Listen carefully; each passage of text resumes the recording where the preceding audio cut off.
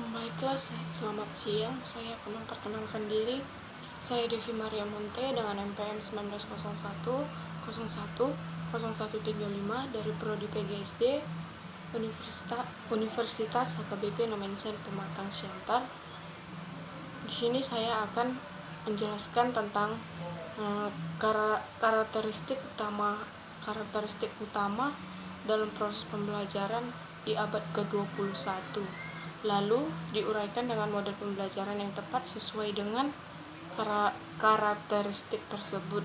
Kemudian mendeskripsikan di mana contoh konkret penerapan atau pembelajaran tersebut di SD.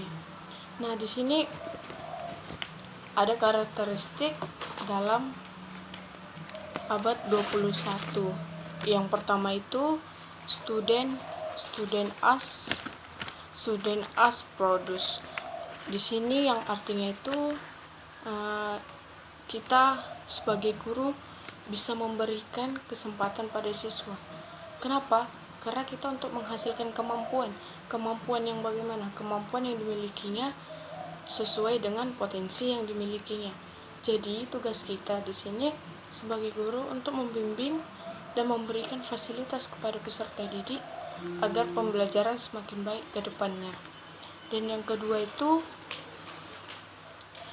ada juga learn, know teknologi, yaitu kita sebagai guru harus mengetahui jenis belajar, bagaimana melihat perkembangan teknologi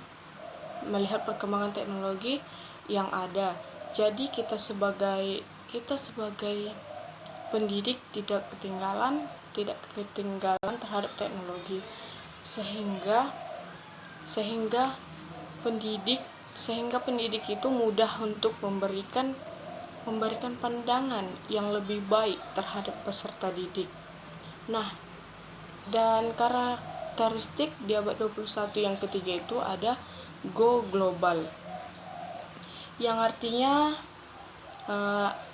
bagaimana kita sebagai pendidik dapat memfasilitasi siswa belajar secara langsung dan dimanapun, sehingga mereka dapat menambah wawasan terhadap pembelajaran. Nah, di sini contohnya kita sebagai pendidik dapat memfasilitasi.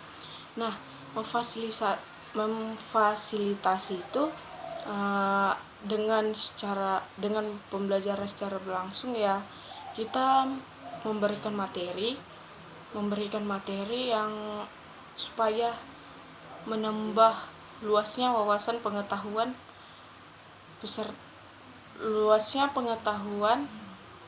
siswa. Nah, kita di sini juga harus lebih menambah pengetahuan untuk pembelajaran. Nah, yang keempat itu ada be smart and a smartphones. Nah, di sini artinya itu kita di sini harus pintar dengan menggunakan teknologi dan bukan hanya lifestyle. Di sini kita tahu sekarang zaman sudah canggih dengan adanya smartphone, pokoknya alat teknologi biasa, yang seperti contohnya itu TV, radio, majalah, atau koran, atau handphone, atau laptop, atau komputer. Nah, kita di situ kita bisa menggunakan teknologi itu supaya menambah pengetahuan dalam pembelajaran, supaya pembelajaran itu kedepannya semakin cerah. Maksudnya itu semakin membimbing dan membawa kita ke jalan yang baik untuk kedepannya dalam menggunakan media pembelajaran secara teknologi. Nah, di sini ada yang kelima, go digital. Kita dapat diharapkan untuk memiliki kemampuan yang dapat mendukung teknologi. Misalnya kita di sini, misalnya contohnya itu belajar dengan menggunakan teknologi. Misalnya kita belajar menggunakan handphone. Dan sekarang di tahun ini juga kita belajar memakai handphone dikarenakan sedang dilanda COVID-19. Nah, jadi contohnya di sini saya ambil secara singkat. Sekarang banyak kuliah online atau secara daring. Sekolah SD, SMP semua secara daring. Nah, namun itu kita harus semangat, harus mendukung bagaimana supaya kemampuan kita itu untuk membangun pengetahuan itu mendukung kita walaupun melalui teknologi atau alat teknologi. Nah, dan yang keenam, collaborate itu kolaborasi. Kolaborasi ini antar peserta didik dan penduduk saling memberikan kerjasama sehingga terjadinya proses pembelajaran berjalan dengan baik dan menghasilkan siswa yang konkret. Di sini juga antara peserta didik dengan penduduk untuk bekerja sama. Nah, di sini kita dapat mengetahui bagaimana perlunya saling kerjasama walaupun berbeda jalan dalam setiap proses pembelajaran. Nah, di sini peserta didik juga harus lebih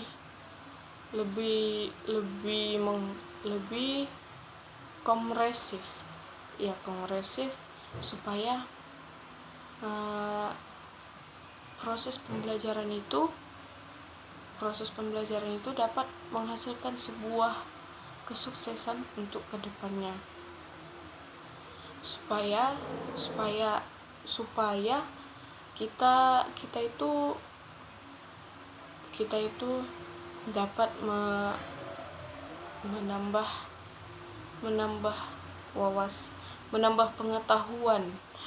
pengetahuan baik itu berbagi dengan kawan, baik itu berbagi dengan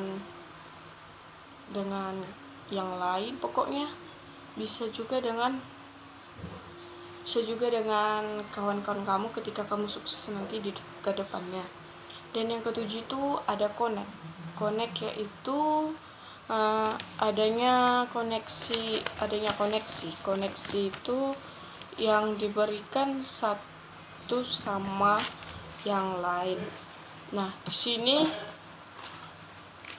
sini adanya koneksi itu supaya kita lebih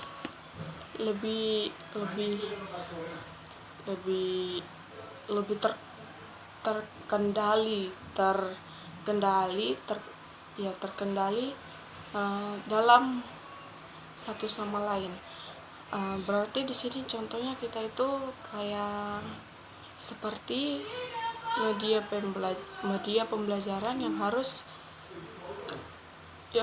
dikendalikan agar bagaimana siswa itu lebih mudah memahami untuk media pembelajaran, supaya koneksi mereka bisa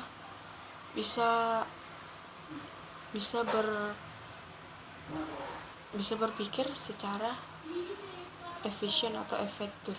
Dan di sini media pembelajarannya kita juga dapat mengajarkan, walaupun seorang guru kita harus lebih bisa mengajarkan bagaimana media proses pembelajaran ini supaya terkoneksinya itu supaya kita itu seperti guru lebih memaksimalkan dalam waktu pembelajaran supaya koneksi mereka itu tidak merasa bosan atau tidak merasa